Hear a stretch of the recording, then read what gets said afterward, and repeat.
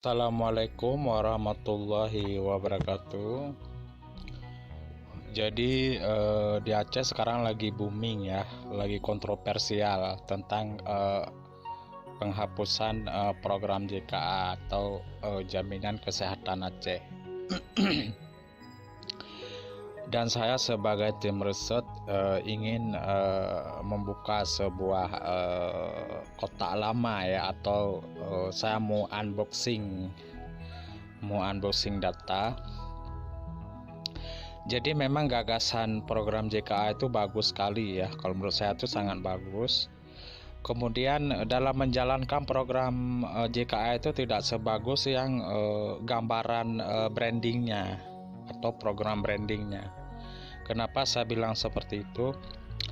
Jadi selama dari dulu ya, ketika Pak Irwandi dulu membuat sebuah program inovasi ya untuk pelayanan kesehatan Aceh gitu, sampai anggaran per tahunnya itu mencapai 900 miliar lebih gitu ya. Nah, saya di sini yang mau saya unboxing adalah, jadi banyak anggaran-anggaran dari Jaminan Kesehatan Aceh itu disalahgunakan atau dialihfungsikan ke hal-hal sektor yang politis. Nah, jadi melalui data-data dari rumah sakit umum, melalui data-data dari rumah sakit swasta, memanipulasi data pasien tapi dengan agenda untuk melakukan cover atau pembayaran premi terhadap masyarakat Aceh yang telah berobat menggunakan jasa pelayanan Jaminan Kesehatan Aceh. Jadi sistem controllingnya itu tidak ada di situ. Nah, jadi di situ ada terjadi manipulasi keuangan atau pencucian uang, atau boleh dibilang secara kasar adalah mengkorupsi dana OJKA tersebut. Nah, jadi yang saya mau katakan di sini, ketika program JKA itu kan disuplaikan melalui Bank Aceh ya. Kenapa saya tidak mau menyebut Bank Aceh Syariah? Karena kanun LKS atau LPS itu menurut saya itu adalah cacat fisik atau cacat mental gitu ya, baik secara akademis maupun non akademis. Nah, jadi di sini saya mau saya bilang, gagasan program JKA itu bagus, sangat bagus kalau menurut saya. Karena yang memiliki program pelayanan kesehatan di tingkat pemerintah daerah itu hanya Aceh, Bali, dan DKI Jakarta yang saya tahu. Cuman 3. Di Indonesia itu cuman 3 yang memiliki kapasitas keuangan yang besar gitu ya. Kenapa di Aceh mampu dibikin program Jaminan Kesehatan Aceh? Karena Aceh kan memiliki dana otonomi khusus yang sekarang ini mau hampir 100 triliun lah. Nanti di tahun 2023 itu sudah berakhir program dana khusus itu. Nah, jadi ketika dana otsus itu berakhir, maka Aceh kan sudah tidak punya anggaran lagi melanjutkan program JKA. Program uang dari mana? Sedangkan PAD atau pendapatan asli daerah Aceh atau APBD itu di bawah dari 6 triliun per tahun. Nah, belum lagi untuk biaya operasional, belum lagi untuk biaya gaji pegawai PNS, belum lagi untuk ini itu gitu. Menurut saya itu yang harus dilakukan atau yang harus ditinjau ulang itu adalah basis data si masyarakat tersebut yang menggunakan fasilitas Jaminan Kesehatan Aceh atau JKA. Itu data itu harus diperbaharui atau harus didesain ulang. Karena banyak dari tim dari kita atau saya sebagai tim riset menemukan data-data yang tidak realistis atau banyak data-data manipulasi dari rumah-rumah sakit di Aceh itu, baik dari rumah sakit umum maupun rumah sakit swasta gitu ya, maupun di puskesmas. Nah, jadi kadang-kadang masyarakat Aceh tidak ada yang berobat ke situ menggunakan fasilitas JKA, kadang-kadang menggunakan fasilitas Jamkesmas. Ketika diklaim oleh pemerintah melalui data tersebut, maka anggaran APBD itu membayar juga Jadi apa namanya itu, data pasien yang berobat menggunakan Jamkesmas tersebut gitu. Dan banyak juga data-data manipulasi yang saya temui itu banyak anggota PNS yang berobat menggunakan data-data jaminan kesehatan Aceh JKA gitu. Nah, maka yang saya bilang itu adalah akan terjadi manipulasi data, kemudian data itu bisa dikorupsi gitu dengan anggaran program jaminan kesehatan Aceh. Banyak sekali dari tahun 2007 sampai sekarang ya. Jadi bahkan kemarin juga ada tuh pemilihan DPR RI, termasuk DPRA dan lain-lain di Aceh, menggunakan uang dari fasilitas jaminan kesehatan Aceh yang bekerja sama dengan direktur-direktur rumah sakit umum maupun rumah sakit swasta. Gimana caranya agar uang itu bisa dialihfungsikan ke hal-hal yang bersifat non medis atau bukan bersifat non pelayanan medis kesehatan untuk masyarakat, tapi digunakan untuk hal-hal politis, hal-hal kepentingan kelompok, hal-hal kepentingan pribadi maupun untuk kekayaan pribadi oknum-oknum tertentu, baik di tingkat gubernur, DPRA, DPRK dan tingkat bupati gitu ya. Nah, kemudian ada kemarin satu dengar yang kemarin tuh ada yang wawancara seorang dokter. Dia tuh bekerja di salah satu rumah sakit di Banda Aceh ya. Boleh dibilang dia tuh adalah aktivis dari tim kesehatan Aceh. Mengatakan bahwa di Jerman tuh pelayanan jaminan kesehatan di negara Jerman tuh juga bermasalah gitu. Saya belum pernah menemukan track record dari tim medis atau dari negara Jerman dalam apa namanya itu dalam melakukan program jaminan kesehatan nasional di negara Jerman itu bermasalah. Belum pernah menemukan, dan belum pernah juga jurnalistik yang ada di negara Jerman itu mengekspor data tersebut, tidak ada sama sekali. Nah, jadi pihak tim medis yang di Banda atau aktivis itu adalah hoax atau hoax ya. Jadi dia itu yang tidak dia ketahui. Jadi dia itu adalah sudah menyebar sebuah berita yang tidak realistis gitu. Nah, jika ingin tahu, tanya aja kepada masyarakat Aceh atau anak-anak Aceh yang kuliah di Jerman bagaimana dalam membuat sebuah program untuk masyarakat negara Jerman gitu. Boleh dibilang negara Jerman itu adalah nomor 3 ya, negara yang memiliki program fasilitas kesehatan itu yang terbaik di dunia gitu. Karena kenapa seperti itu? Jadi negara Jerman itu adalah mulai dari kecil anak baru lahir itu sudah mendapatkan fasilitas jaminan kesehatan yang diasuransikan sama negaranya menggunakan dana APBN negara Jerman. Kenapa negara Jerman mampu? Sebab apa? Jadi orang yang bekerja di negara Jerman itu memiliki gaji yang besar.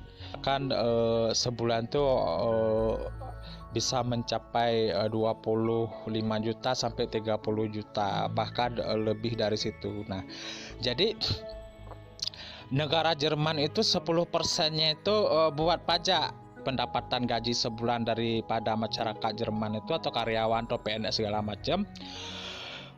Jadi dipergunakan buat pajak, termasuk 5% buat asuransi gitu. Jadi semua rumah sakit baik swasta maupun rumah sakit negeri atau rumah sakit besar umum di negara Jerman itu sudah di cover oleh pemerintah. Jadi masyarakat di sana itu tidak perlu lagi bingung. Yang penting dia punya KTP negara Jerman gitu, atau orang yang sudah menikah dengan warga Jerman tapi menggunakan data KK negara Jerman tersebut, maka dia mendapatkan fasilitas pengobatan gratis karena ditanggung semua dari anggaran APBN negara Jerman gitu. Kembali lagi misalkan ke Aceh gitu ya. Kenapa di pemerintah pusat itu membuat sebuah program BPJS?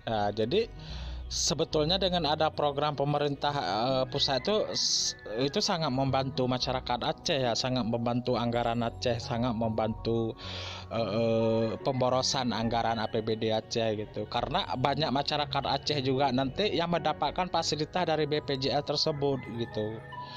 Ketika dia berobat di rumah sakit swasta juga, rumah sakit umum juga, dia tidak perlu repot-repot juga gitu. Cuman bagaimana kita orang Aceh ini memperbaiki data aja dulu. Ya, jadi datanya itu harus di-update ulang, jangan sampai orang-orang kaya atau bos-bos besar atau toke-toke yang gede kaya raya atau pengusaha juga mendapatkan fasilitas seperti itu gitu. Dari hasil data investigasi atau data riset kami ke rumah-rumah sakit tim kami, ada 32% masyarakat Aceh yang menerima fasilitas jaminan kesehatan Aceh itu tidak tepat sasaran, atau orang kaya atau orang yang memiliki ekonomi kelas menengah ke atas gitu. Padahal masih banyak masyarakat lain di Aceh itu yang memerlukan program-program yang lain. Kita itu selalu salah. Kenapa saya bilang salah? Jadi begini, ketika ada investor atau ada destinasi wisata di Aceh atau ada tempat objek-objek tuh orang yang ingin berwisata atau orang asing ingin berwisata ke Aceh, kita tuh selalu hanya berfokus gitu atau Sabang aja gitu. Benarnya tempat destinasi wisata di Aceh itu bukan hanya di Sabang saja, banyak daerah-daerah lain juga yang punya tempat-tempat destinasi yang bagus juga yang perlu kita eksplorasi. Nah, tapi bagaimana kita masyarakat Aceh ini untuk mengembangkan destinasi itu agar daya tarik wisatawan asing atau wisatawan luar Aceh itu masuk ke Aceh, karena apa? Itu akan meningkatkan PAD atau pendapatan asli daerah nanti masuk ke anggaran APBK dan anggaran APBD gitu. Jadi lebih besar. Contoh misalkan seperti di Bali. Nah, kenapa di Bali itu memiliki program jaminan kesehatan di daerah Bali gitu? Karena orang itu punya kemampuan, karena anggaran APBD orang itu per tahunnya itu bisa mencapai 60 triliun, 50 triliun. Karena apa? Jadi uang yang berputar di Bali itu lebih dominan itu uang dari luar negeri, dari turis asing yang berkunjung ke Bali gitu. Maka pendapatan PAD-nya tinggi, besar dari sektor pajak dan segala macam. Kalau di Bali itu di sana nggak ada industri, cuman di sana yang banyak di sana adalah hotel, villa, klub, restoran, kafe-kafe gitu.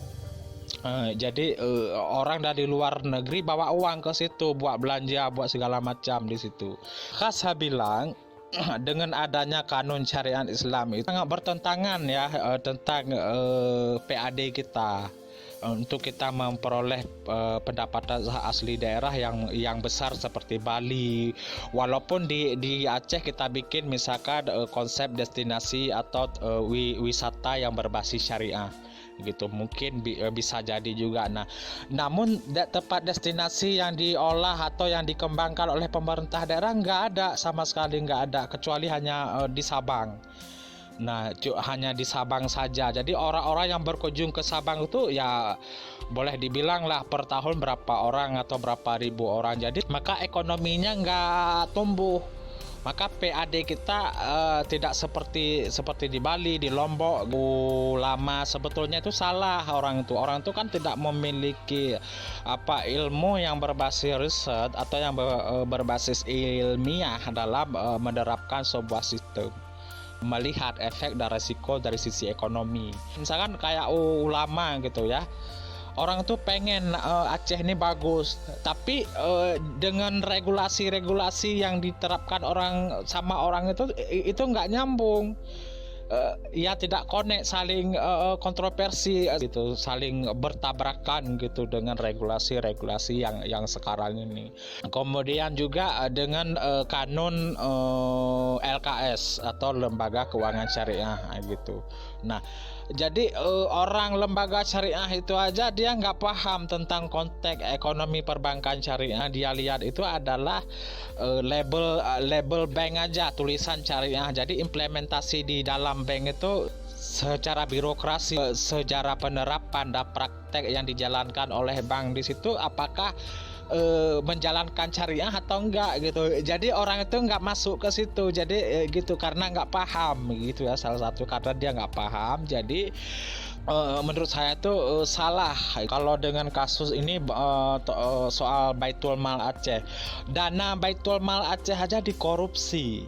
Ya, dana Baitul Mal Aceh aja dikorupsi. Itu orang-orang yang aktif di Baitul Mal itu kan orang departemen agama, anak-anak dayah, ustadz dan segala macam di situ. Tapi dana itu aja bisa dikorupsi.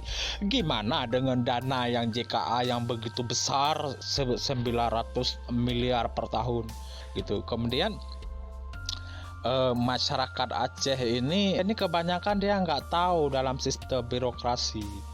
Yang dia tahu adalah program JKA ini bagus diterapkan oleh pemerintah Aceh gitu. Tapi praktek yang dijalankan dalam sistem JKA itu orang Aceh nggak tahu. Padahal dengan adanya program-program JKA itu tempat orang itu bermain, bermanipulasi, tempat merampok, tempat mencuri, segala macam itu. Itu kan hak masyarakat yang dirampas oleh orang itu.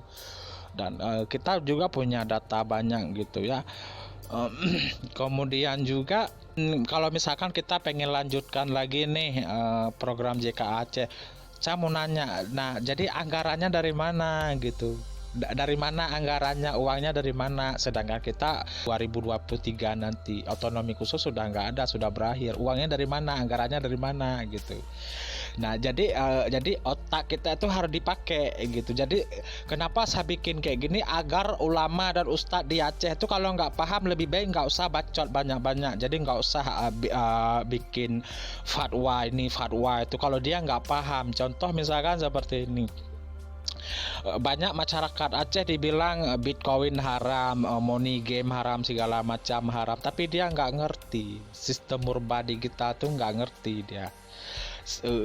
Yang dia tahu adalah Bitcoin itu adalah hasil daripada konversi daripada sebuah judi gitu. Saya juga heran gitu ya, bingung saya gitu. Misalkan saya seorang owner ini, saya pengen buka aplikasi di HP, tapi sistemnya bisnis itu adalah money digital atau keuangan dan berbasis digital, tapi saya kan menggunakan koin juga. Nah, kan saya menggunakan jasa provider dari pihak Telkomsel, kemudian dari OJK, Otoritas Jasa Keuangan, termasuk dari pihak Bank Indonesia juga. Pasti saya setiap bulannya itu kan saya akan bayar pajak, dan saya juga akan membayar pihak-pihak yang bermain atau yang berinvestasi di aplikasi saya di situ. Dan juga saya juga bekerja sama dengan banyak-banyak produk untuk mendapatkan iklan dari perusahaan tersebut melalui bisnis saya di aplikasi tersebut gitu. Yang membuat saya menjadi pertanyaan itu gini, haramnya di mana gitu? Gitu ya, karena di masa Nabi juga dulu ada seorang pedagang atau dari kaum Nasrani atau ya waktu itu antara si penjual dengan si pembeli ya, tapi menggunakan jasa pelantara atau bahasa telemarketing itu disebut dengan agency. Nah, jadi orang yang menjual barang waktu itu dia nggak ketemu sama si penjual dan pembeli, tapi melalui seseorang ini, melalui agensi ini. Jadi ada seseorang menanyakan kepada Nabi Muhammad waktu itu, namun Nabi Muhammad menjawab, tidak apa-apa asalkan ada perjanjian kedua belah pihak dan setuju dengan harga yang ditentukan gitu. Ya, kalau menurut banyak cerita atau banyak ahli-ahli hadis itu menyatakan bahwa itu adalah sah-sah aja walaupun dalam sifat konvensional, tapi kedua belah pihak ini setuju dan tidak merasa terbebani dengan sistem keduanya ini sepakat bahwa dengan harga yang ditawarkan, macam kasus dana beasiswa yang melibatkan 400 mahasiswa yang tidak berhak mendapatkan atau tidak memenuhi syarat administratif untuk memperoleh fasilitas dana pendidikan, tapi mereka mendapatkan hal tersebut. Kenapa mereka mendapatkan hal tersebut? Ya, mereka punya link di situ.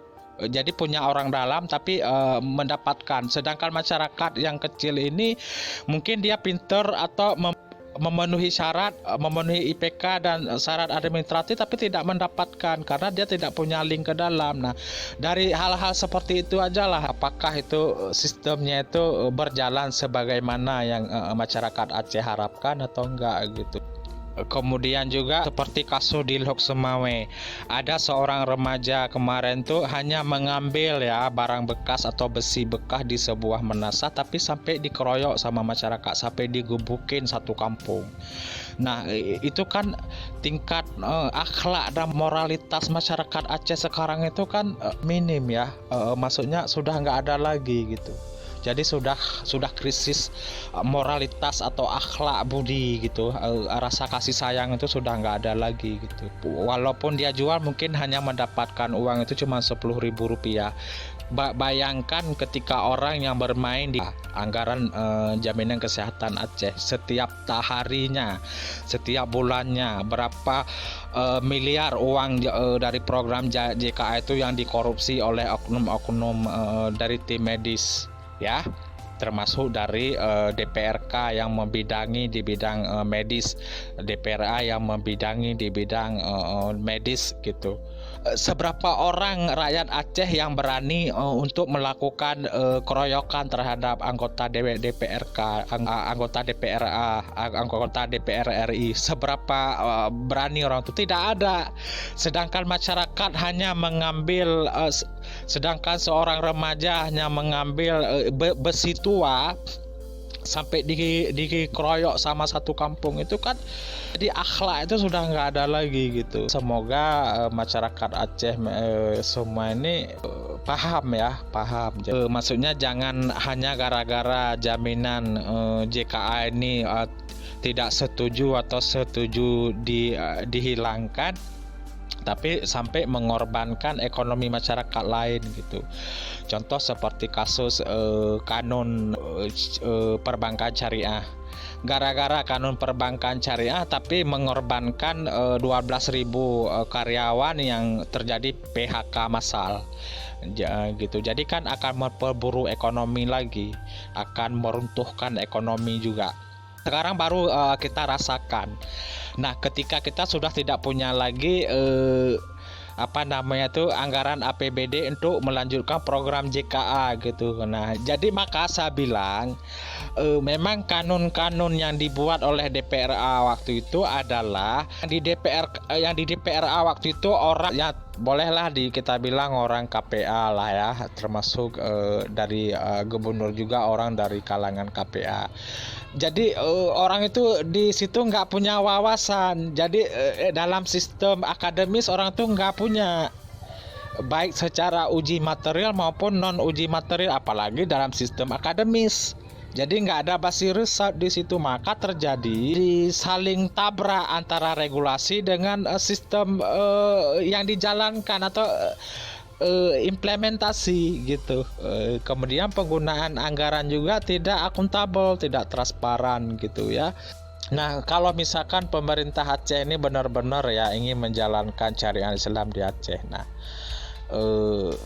saya setuju aja sih pemerintah Aceh mau bikin program apapun juga setuju, tapi secara birokrasi itu harus benar-benar terakses kepada tim independen dalam melakukan pengawasan gitu ya, dalam pengawasan penggunaan anggaran, pengawasan terhadap produktivitas kinerja, terhadap program-program yang dijalankan oleh pemerintah Aceh, baik gubernur, DPRK, DPRA dan lain-lain gitu.